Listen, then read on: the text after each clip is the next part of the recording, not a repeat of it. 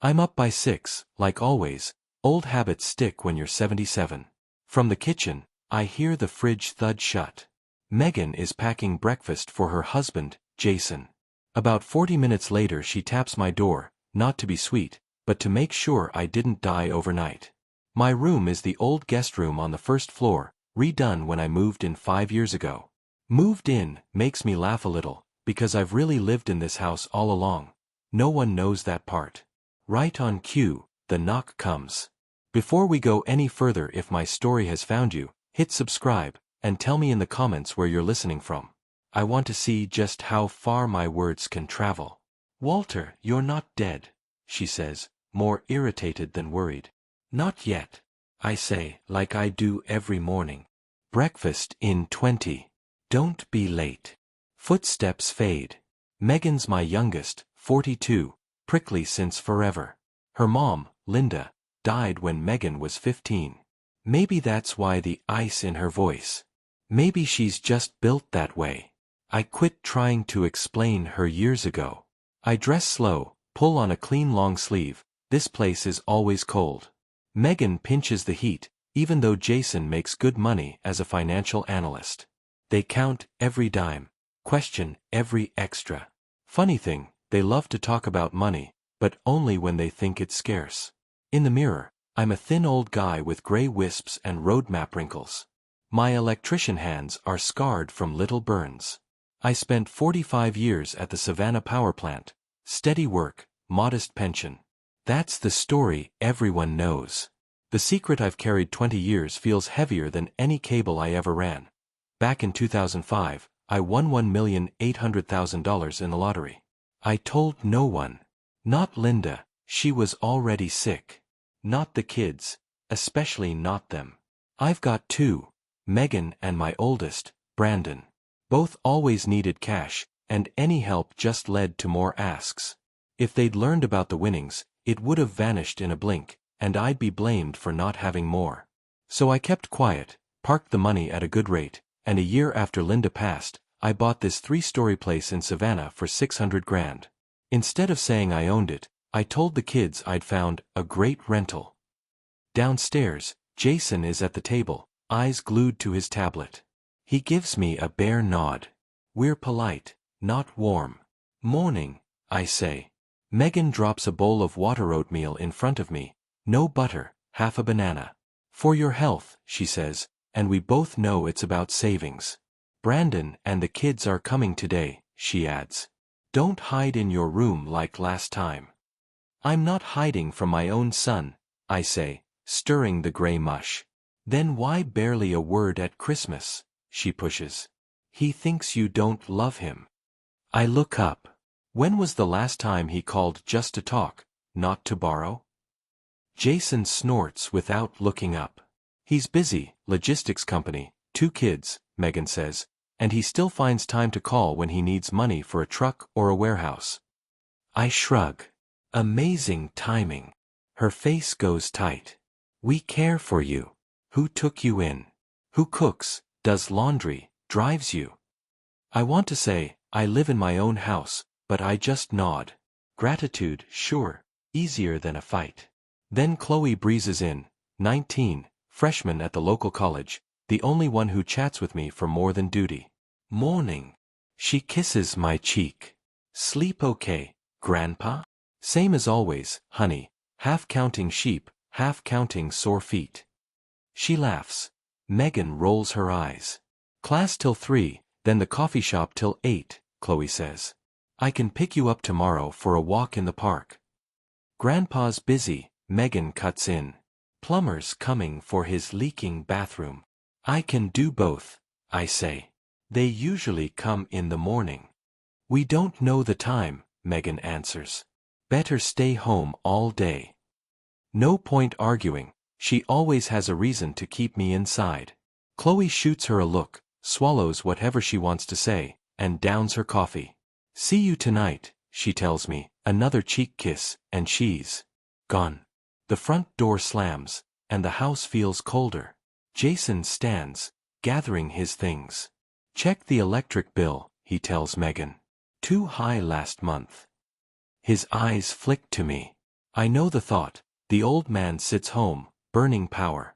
I hardly use the lights, I say. TV only at night.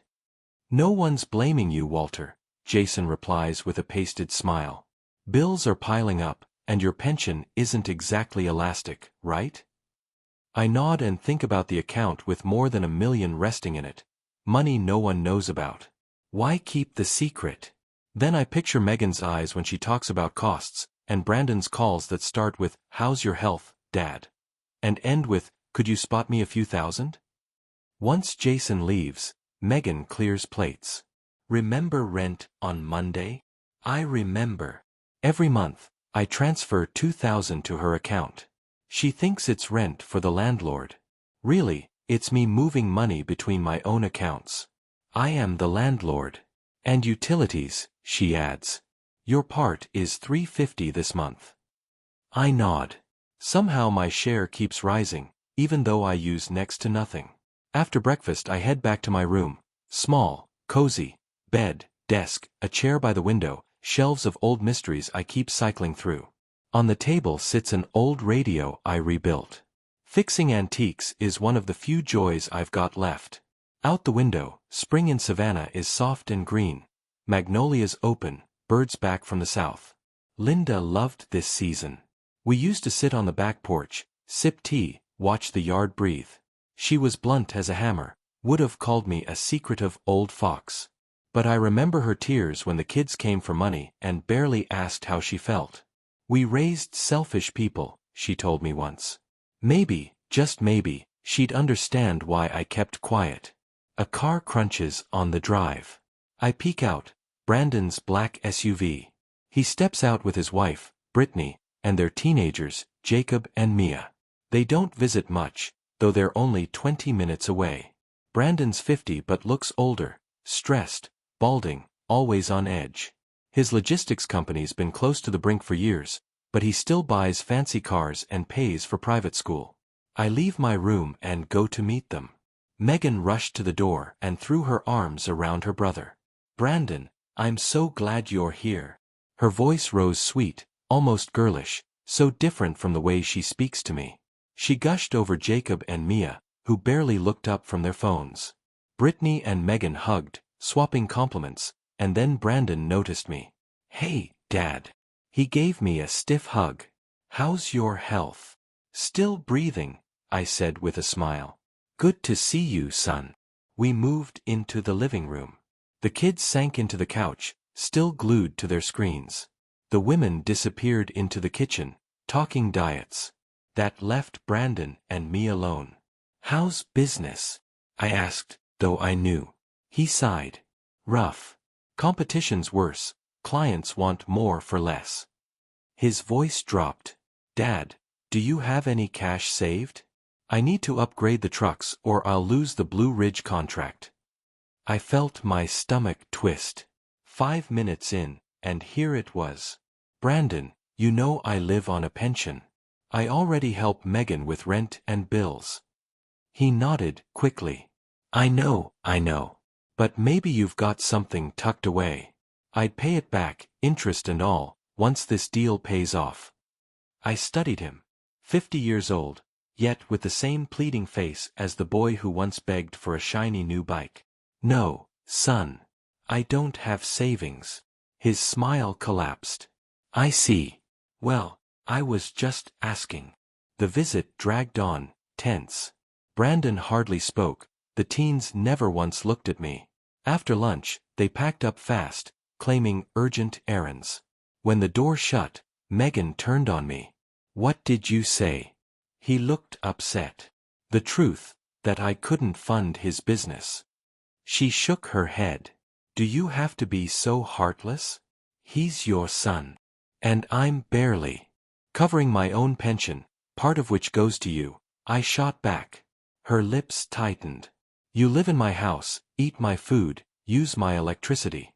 It's only fair you pay, isn't it? My house, I thought bitterly, but all I said was, of course. Fair enough. That evening I sat in my room, radio low, old jazz whispering through the static. Through the wall I heard Megan and Jason murmuring about me. Stubborn, ungrateful, hiding money. I caught my reflection in the window, an old man with a crooked smile, living a double life. For 20 years I've carried this secret, and sometimes I ask if it was worth it.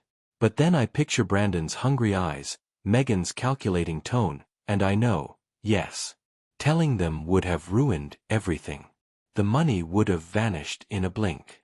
In moments like this, I miss Linda most. She was my compass, blunt but fair. What would she tell me now? Support me, or scold me? Around 9, Chloe tapped softly on my door.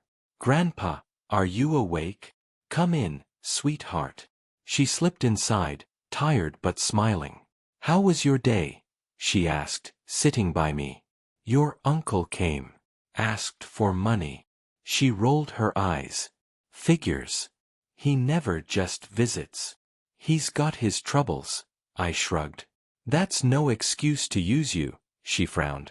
"Mom's the same. They both act like you owe them." At 19, she saw things her mother and uncle refused to. "Your mom takes care of me," I said, though we both knew it wasn't true. "She cares about the money you hand her," Chloe muttered. "Sorry, Grandpa, but it's true." I squeezed her hand. "You remind me of your grandmother. Always telling the truth, even when it hurt." Chloe smiled sadly. "I wish I remembered her. I was only 4. She would have been proud of you," I told her. "You're the only one here not obsessed with money." She laughed. "Probably because I've never had much." We talked about school, her job at the cafe, the book she was reading.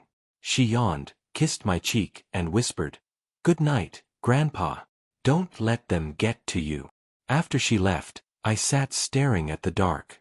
Maybe one day I'll tell Chloe everything. She deserves to know that her poor old grandpa isn't so poor, that one day she'll inherit more than memories. But then she'd have to lie to her parents, carry my burden. That wouldn't be fair. Better to wait. A few more years, she'll be done with school, standing on her own. Then maybe I'll tell her. Until then, I'll keep paying rent for my own house, nodding when Jason hikes my share of the bills, pretending I rely on Megan's generosity. It's a strange life, built on lies. But it's my armor. And as long as I can close my door, let Jazz fill the room, and remember Linda, I can manage. Sunday morning greeted me with a headache and the growl of the neighbor's mower, like clockwork at 8. I dragged myself up, reached for the pills on my nightstand. At this age, pills are as common as coffee. Through the wall, I heard Megan and Jason's voices, words like bills and problems. Always money. Always. I got dressed and walked into the kitchen. Their talk stopped when they saw me. "Morning," I said, reaching for coffee. Megan sat with bills and receipts spread out. Jason leaned by the window, arms crossed. "Walter, we were just talking about you," he said. "Remember your rent's due tomorrow?" I sipped, forcing calm. "I remember. I'll wire it today." Jason went on, "Electricity rates went up. Your share's 400 this month." I nearly choked. 400. It was 350 last month. "Inflation," Jason said like he was teaching a child. "Everything costs more. Plus, you've been home a lot, lights, TV." "I hardly use either," I muttered. Megan cut in without looking up. "If it bothers you, we can install a separate meter." I knew better than to argue. They'd always find a way to squeeze more. "Fine," I said at last. 400 it is. Megan smiled like she'd won a negotiation. Jason clapped my shoulder. "Times are tough, man. We all have to tighten our belts." I nodded, silent, thinking about the millions sitting in my account. Tough times. If only they knew. Later, I wandered outside. The sun was warm, neighbors out watering flowers, washing cars, living simple lives. I wondered if they fought with their children too, or if that was just my curse. The houses looked perfect, lawns trimmed, everything polished. A neighborhood pretending to be richer than it was. And me, pretending to be poorer than I am. My house stands tall, 3 stories with a wide porch and a backyard that looks out over a pond. A beautiful place, only missing peace. Morning, Mr. Cunningham. I turned to see our neighbor, Harper Dwight. Mid-50s, insurance man, friendly enough. Morning, Harper, I answered. Lovely day. He leaned closer. Have you heard? The Browns are selling. Asking nearly $1 million. I raised my brows, pretending interest. He went on, pleased with himself. Lot of buyers already. This neighborhood's hot. I nodded, thinking of what mine might be worth. I'd paid $600,000 20 years ago, back when Savannah real estate was a different world. You ever think of selling? Harper asked. Big house for just 3 people. Must be a lot of work. I smiled faintly. Not mine. Just renting from my daughter. The lie slipped out, practiced after so many years. Harper nodded. Right, of course. Well, if she ever sells, I know a great realtor, my brother-in-law. I promised to pass it along and walked on, but the idea stayed. What if I did sell? What if I stopped paying rent on my own house and lived free of daily jabs? Linda would probably scold me. Walter, you're being petty, just like them. But maybe, after watching Megan treat me this way, she'd finally understand. I thought back to when I met Linda, at a dance in '68. I was 20, she 19, with brown hair and a laugh that lit up the room. We married the next year, bought a little house outside Savannah. I worked as an electrician, she taught school. We didn't have much, but we were happy. Then came Brandon, then Megan, and happiness turned to demands. Toys, clothes, never enough. Even when Linda was sick, they barely visited her in the hospital. I sighed and kept walking until I reached the park, sat on a bench, watched ducks skim the pond. I could almost hear Linda saying, "Tell them the truth, Walter. Stop hiding." But too much time had passed, too many lies piled up. That evening, Megan banged cabinets in the kitchen. What's wrong? I asked. The boiler's broken again, she snapped. 3rd time this year. This house just eats money. I suggested maybe another handyman, but she cut me down with sarcasm. Oh, are you an expert now? Or do you have cash stashed for repairs? I kept quiet. She kept going. Do you know how much it costs to run this place? Insurance, taxes, repairs? Me and Jason cover everything. I wanted to say, I've been paying for 20 years, but I just nodded. I understand it's expensive. No, you don't, she shot back. You live here, enjoy all the comforts, and your tiny share is barely enough. Anger rose in me. I pay on time. Always. But it's not enough, she shouted. We can't subsidize your life forever. Subsidize? I barked.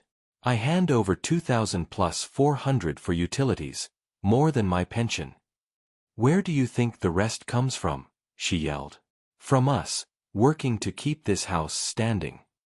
Jason walked in, fresh from a run, instantly catching the mood. What's going on? Boiler's dead, Megan said. And Walter thinks we should waste money on overpriced handymen. That's not what I said, I muttered. Jason cut in, cool and firm. Fact is, costs are rising, and your contribution hasn't. It's not fair. I told Megan I'd increase my share, I said, cornered. By how much? He asked. Another 500 would balance it. My throat went dry. 500 more. Nearly impossible on paper. I'll think about it, I said. Jason's voice was sharp. Think quick. Bills won't wait. He left. Megan softened slightly. We're not throwing you out, Dad. But you have to pay your way. That's adult life. Nothing comes free. Adult life. At 77, after decades of work, after burying Linda, raising 2 kids, she had the nerve to tell me about adult life. I'll think about it, I repeated, holding back the fire. The next day, on my walk, I spotted a man in a sharp suit, planting a for sale sign on the Browns' lawn. Morning, I called. You selling this place? He turned, all polish and smiles. Yes, sir. Raymond Prescott, Savannah Luxury Real Estate. He handed me a card. Looking to buy. I grinned. No, I live down the street. I pointed at my own house. He whistled. That's a gem. Easily one of the best here. If you ever want to sell, I'd love the listing. In this market, you could get at least $850, maybe $900 if it shows well inside. I nodded, hiding my thoughts. The seed Harper planted yesterday was sprouting. I let out a low whistle, pretending surprise. Wow, so now's a good time to sell? The best in years, Raymond said with certainty. Demand is through the roof. Homes around here don't sit, sometimes they go above asking. I waved him off. No, no. It's not my place. My daughter owns it, I just live there. I see, he nodded, sliding me his card. If she ever considers selling, I'd be glad to help. Free appraisal, no pressure. I slipped the card into my pocket, thanked him, and walked home. But the thought wouldn't leave me. $850, maybe $900. More than enough to live comfortably, free of Megan and Jason's constant tallying. That night, when the house was quiet, I pulled the card out again, staring at it. Finally, I saved his number in my phone. Just in case, I told myself. Just to know I had a choice. For a few days, peace held. Megan was buried in work, Jason out on a trip, and Chloe mostly at school or her cafe job. I savored the quiet, reading, tinkering with my old radio, listening to jazz. But by Thursday, the storm broke. Megan came in from work, tossed her bag on the table. Did you wire the rent? She asked. Monday, I said without looking up from the paper. And the extra? What extra? The $500 we talked about. I thought about it, I said evenly.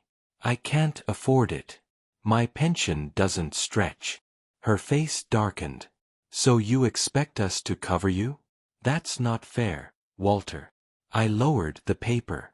$2,000 for a bedroom is more than fair. It's not just a room, she snapped. You use the kitchen, the garden, the utilities. Costs are up, taxes and insurance are higher, someone has to pay.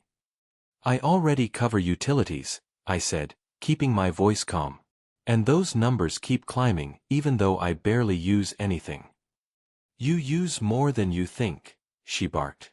And even if you didn't, expenses rise. Weston's got real bills, kids, a business, a mortgage. What about you? I've got my own expenses, I said. Medicine, doctors. She cut me off. Don't play poor. You've worked your whole life, lived modestly. Where'd all the money go? My mouth went dry. Should I tell her? No. Not yet. Most of it went to your mom's treatment, I said quietly. It was half true. Linda's care was costly, but hardly drained my fortune. Life isn't cheap when you're old and sick. Megan stared at me, suspicion in her eyes. I don't believe you. You're hiding something.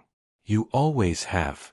Either you raise your share by $500 a month, or you find another place to live. I'm done subsidizing you. Her words cut deeper than she knew.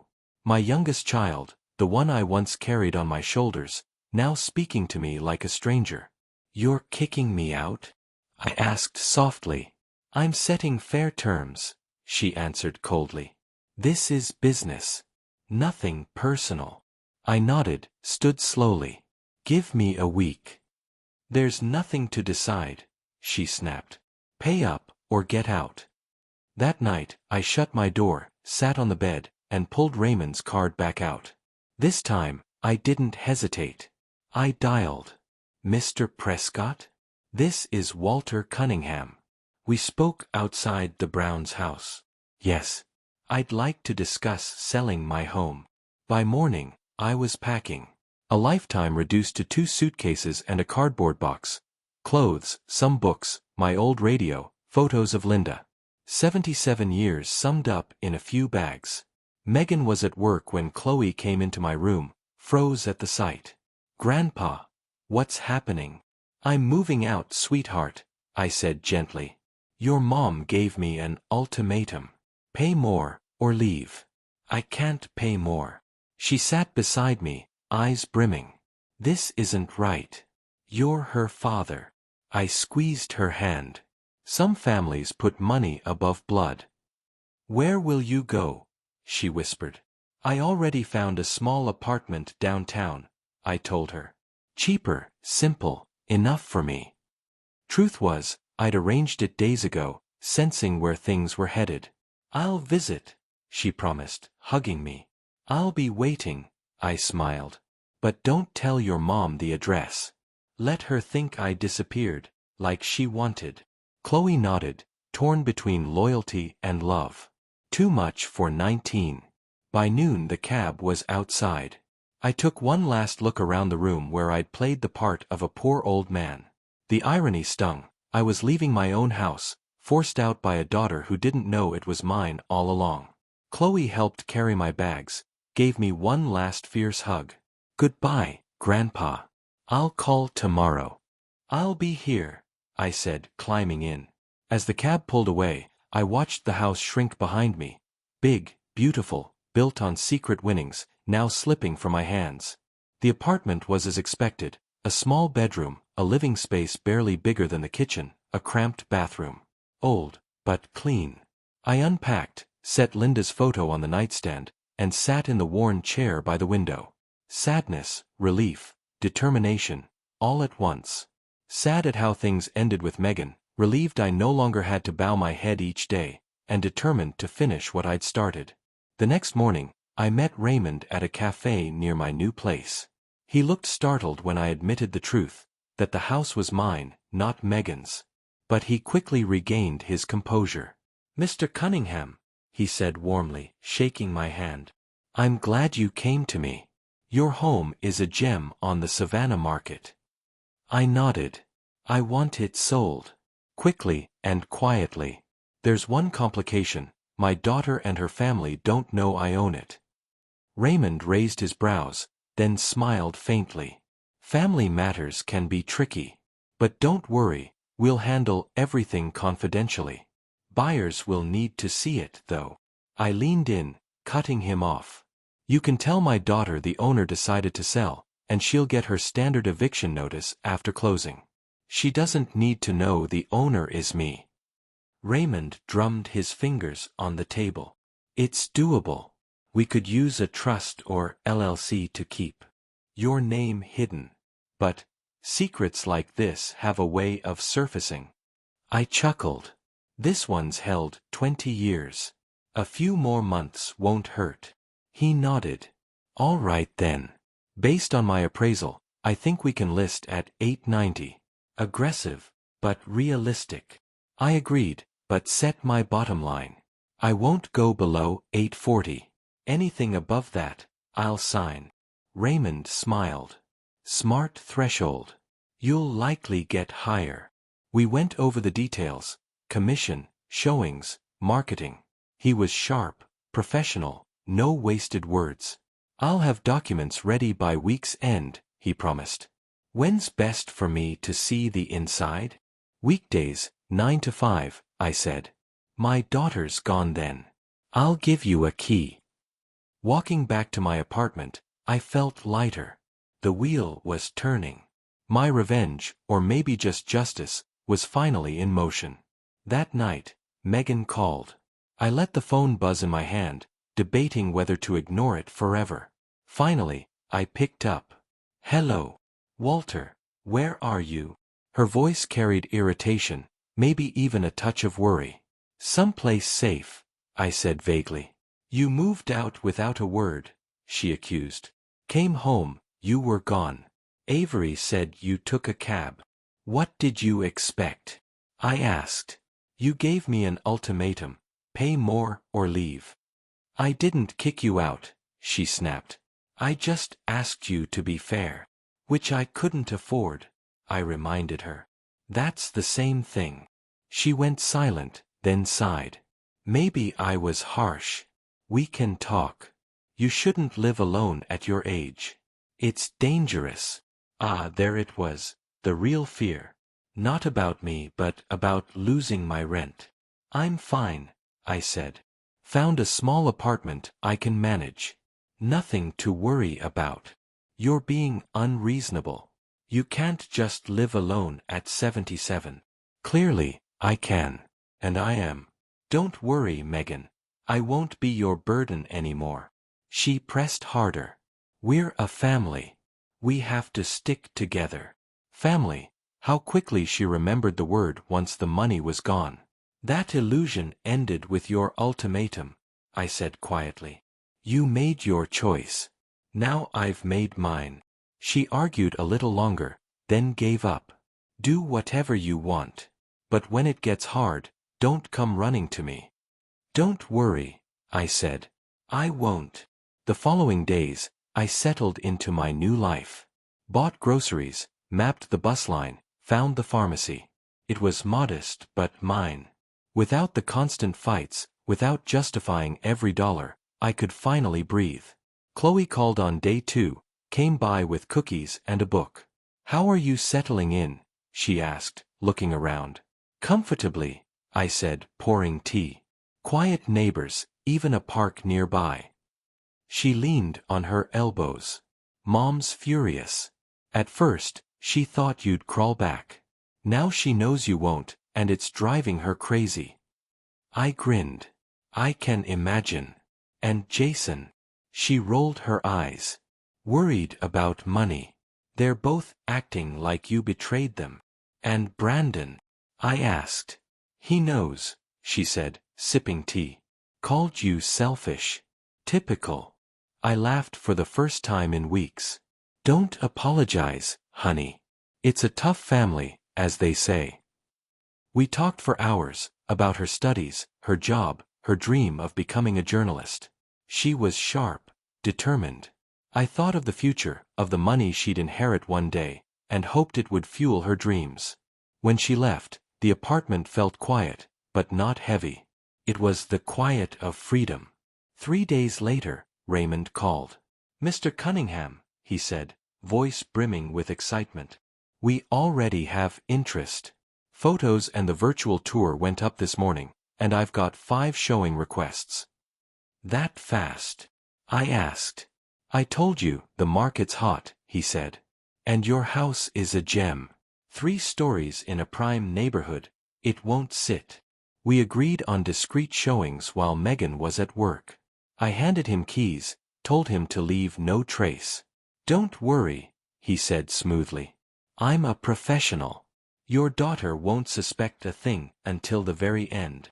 The next day, Megan called again, her tone softer now. Walter, maybe we can compromise. Not 500 more, but 250. Just meet me halfway. What's changed? I asked. Nothing, she said too quickly. You're my father.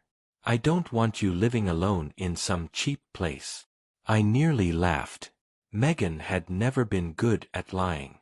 Thanks for your concern, I said evenly. But I've signed a lease. Paid a deposit. It's quiet here. No one telling me when to turn off lights. Be reasonable, she insisted. What if you fall?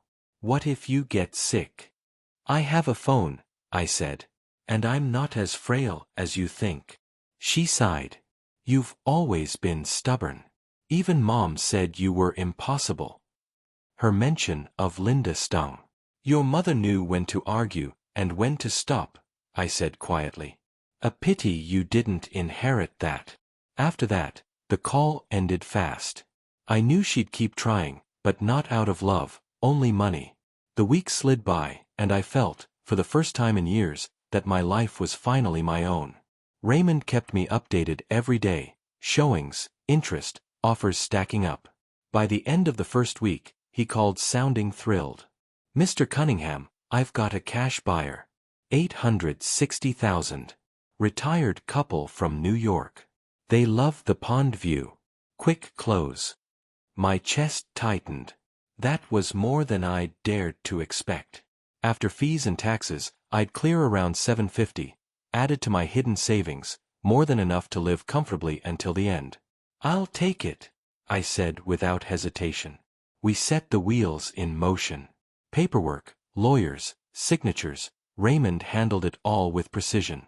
On the 10th day, he called again. "The preliminary contract is signed. Buyers put down $86,000. Time to notify your daughter." He offered to deliver the news himself. I warned him she'd be furious. He only smiled. 15 years in real estate, Mr. Cunningham. I've seen every kind of anger. That night, I couldn't sleep. I sat by the window, staring at Savannah's lights, whispering an apology to Linda's picture. Was this justice or cruelty? Did it matter? Tomorrow Megan would learn the truth. At 11:30 the next morning, the call came. Her voice exploded through the phone. "What the hell is going on? Some realtor just told us the house is sold. We've got 30 days to move out." I stayed calm. "No mistake, Megan.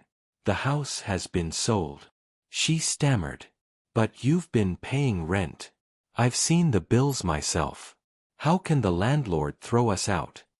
"The landlord," I said, "can do what he wants with his property, including selling it."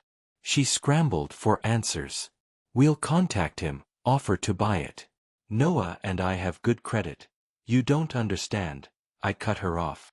"It's already done. $840,000. The deal is signed." I could hear her desperation rising. "We've lived here over 5 years. We must have rights. Dad, you've got to help us. You know the landlord. You paid him directly." I closed my eyes. "No, Megan. I never paid a landlord. I paid you." A pause. Then, disbelief.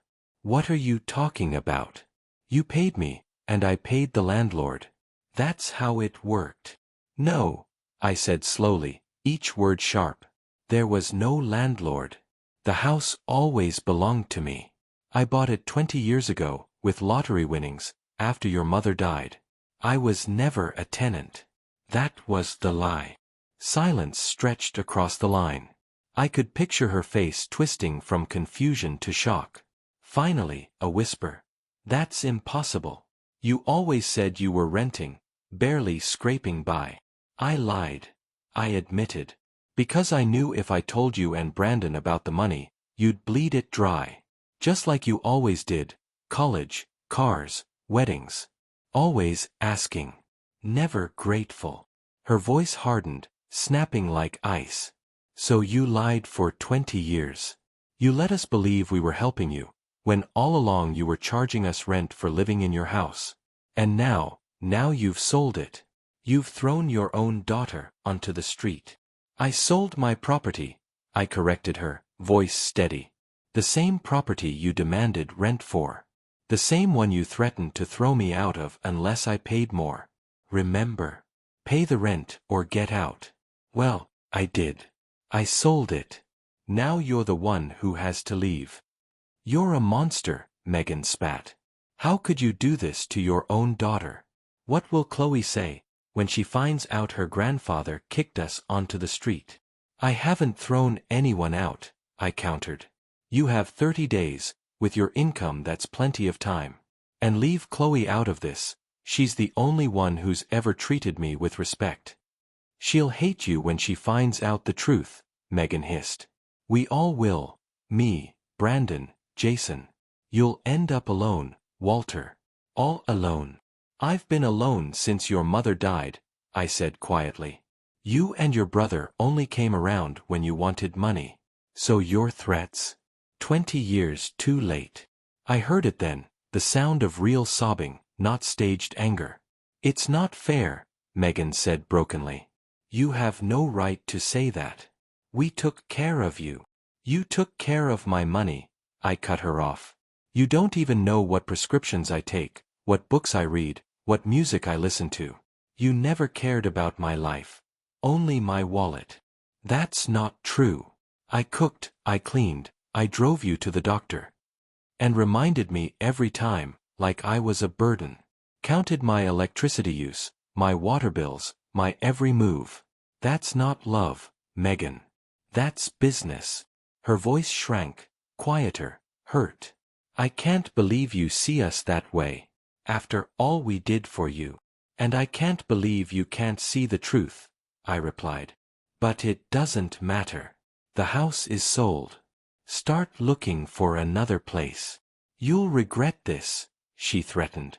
I'll tell everyone what you've done. Family, neighbors. They'll all know what kind of man you are. Tell them, I said flatly.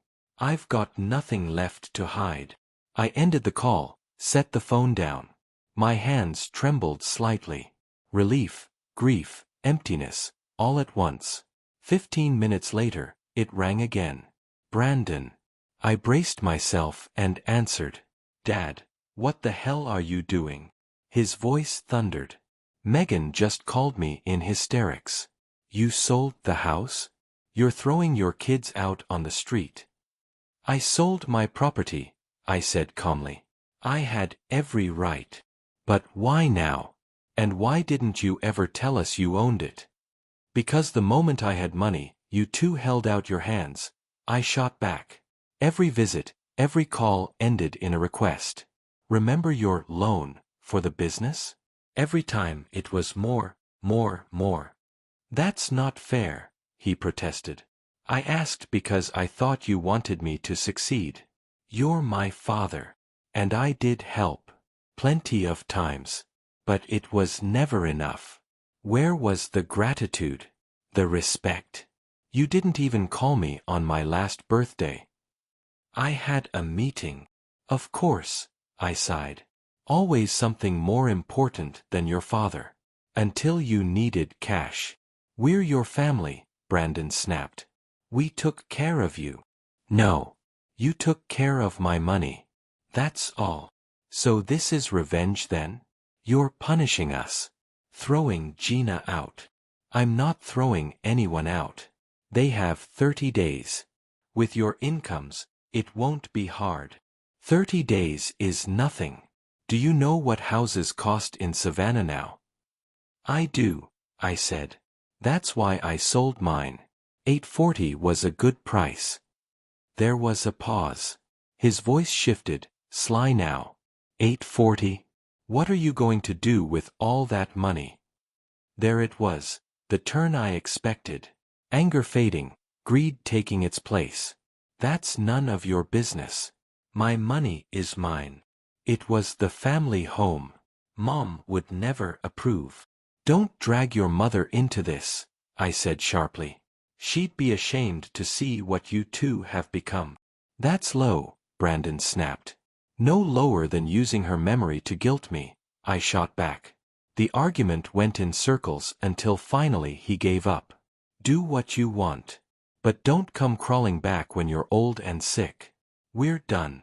You already were, I murmured. And I hung up. The next call was Chloe's. Her voice was soft, worried. Grandpa. Mom's hysterical. She says you sold the house and kicked them out. Is that true? Partially, I said gently. I sold the house, yes. But no one's on the street. They have 30 days to find another place. But, I don't understand, she whispered. Wasn't it Mom and Dad's house? No, honey. It's always been mine. I bought it 20 years ago. Just never told anyone. There was silence as she tried to process. So all this time, they were living in your house, not the other way around? That's right. And charging me rent in the bargain. But why hide it? She asked. Because I knew if the truth came out, your parents and your uncle would demand their share. I won the lottery, Chloe. Enough to buy the house and still save plenty. But if they'd known, it would have been gone in a year. You didn't trust them. I knew them too well. And time proved me right. Look what happened the moment I refused to pay more rent. She was quiet a long time. Then, softly, Mom says you did it out of revenge. To punish them. Was it revenge? I repeated. Maybe partly. I won't lie, I felt some satisfaction imagining Megan's face when she found out. But mostly, I was tired. Tired of pretending, tired of being treated like a burden, tired of justifying every cent. I wanted freedom, Chloe. Just freedom to live the rest of my life on my own terms. I understand, Chloe said softly, but it still feels cruel. They don't have a home now. They have money to rent or buy another place, I told her. They're not out on the street, and they've got 30 days. That's more than enough. You're probably right, she sighed. It's just so sudden. I don't know what to think. You don't have to take sides, sweetheart, I said gently. I'll love you no matter what. I know, Grandpa. Her voice shook. I'm just afraid Mom won't let me see you anymore. She says she'll never forgive you. That's her choice, I said. But you can always visit me. My door will always be open. When the call ended, I felt drained, like all the emotions I'd bottled up for decades had spilled out in a single day. There was no triumph, no revenge, just exhaustion and a quiet relief that I no longer had to pretend. I shut off the phone and stepped outside. The warm air smelled of blossoms, the evening still. I walked slowly, thinking about Megan's anger, Brandon's outrage, Chloe's confusion, and how one secret choice, 20 years ago, had led us here. Was I right to hide the lottery? Maybe if I'd told the truth, things would be different. Or maybe they'd have burned through the money in months. I remembered Linda's words, secrets eat at families, like termites in wood. Had my lie destroyed us, or was it their greed? I didn't know. But I did know one thing. I no longer wanted to live under a mask. Whatever came next, I'd face it honestly. Back home, I turned the phone back on. 10 missed calls from Megan, 5 from Brandon, 2 from Chloe. I silenced it again. Tomorrow, I told myself. Tonight, I wanted peace. I sat by the window as the sun sank over Savannah. For the first time in decades, the weight was gone. I wasn't the poor old man begging for kindness. I wasn't their stubborn, stingy father. I was simply Walter Cunningham, a widower with the right to live and spend as I chose. 3 weeks later, the sale closed. After fees and taxes, I held a check for $735,000. I deposited it beside the fortune I'd guarded all these years. Then I bought myself a home. Nothing grand, just a single-story house on Savannah's south side. 3 bedrooms, a wide veranda, a garden. $520,000 in cash, no mortgage. Rare these days, the realtor, Helen Merrow, remarked as we signed. Most people borrow. I'm too old for debt, I smiled. I want to own everything I have. For the first time in years, I spent money freely, my way. New furniture, a proper recliner, a large-screen TV for my old movies. I replaced my worn-out clothes. And I went to a doctor of my own choosing, not the cheapest one Megan dragged me to. Dr. Phelps, a kind gerontologist, ran a full exam. He prescribed better meds, set me up with a physical therapist. For your age, you're in excellent shape, he told me. With proper care, you've got many good years left. Those words felt like sunlight. For years, Megan had acted like I was fading away, fragile and dependent. It turned out I was stronger than she wanted me to believe. Meanwhile, Megan and Jason were scrambling for housing. Chloe kept me updated. They're fighting all the time, she sighed. Mom says nothing compares to the old house.